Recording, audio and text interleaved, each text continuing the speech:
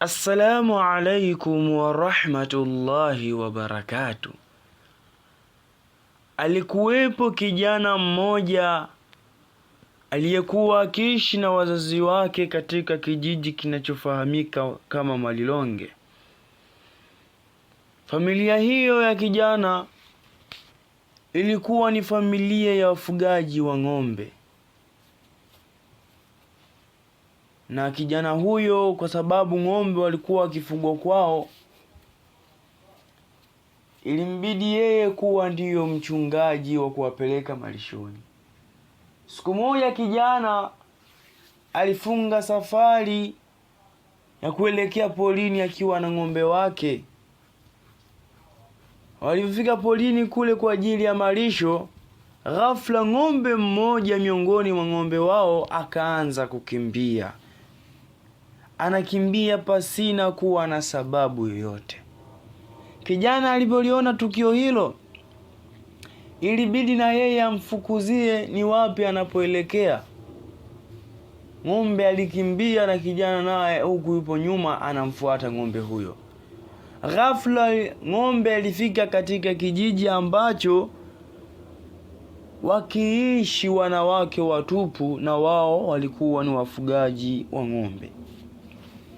Kijana alipofika katika kijiji hicho, wale wanawake walipomuona mwanaume huyo, kwa sababu alikuwa wana muda mrefu hawajaona wanaume, basi walimkirimu kwa furaha na kwa mapenzi ya hali ya juu.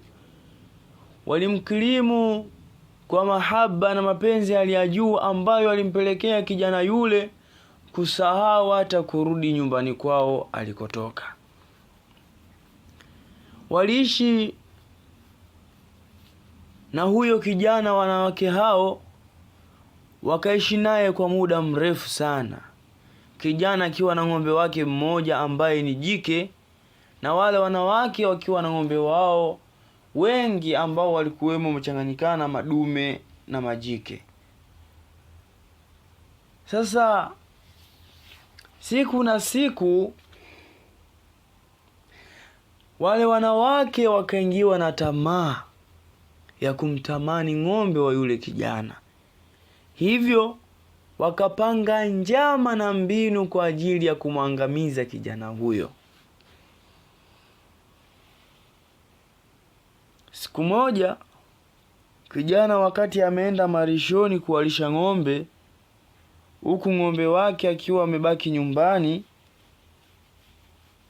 kwa sababu yeye alikuwa amezaa mtoto mmoja, kwa hiyo ilikuwa analishwa pale pale nyumbani. Wale wanawake walipata fursa kwa ajili ya kuweka sumu katika chakula cha yule kijana.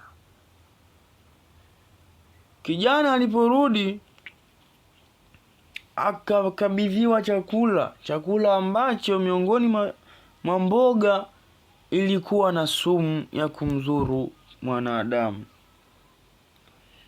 Lakini kijana kabla hajala, ng'ombe wake alikuwa ni ng'ombe wa ajabu sana. Ng'ombe yule akamfuata kijana. Je, unafikiri baada ya ng'ombe yule kumfuata kijana ambaye alikuwa yuko tayari kujiandaa kula chakula chenye sumu, je, kuwaje baada ya yule ng'ombe kumsogelea kijana huyo?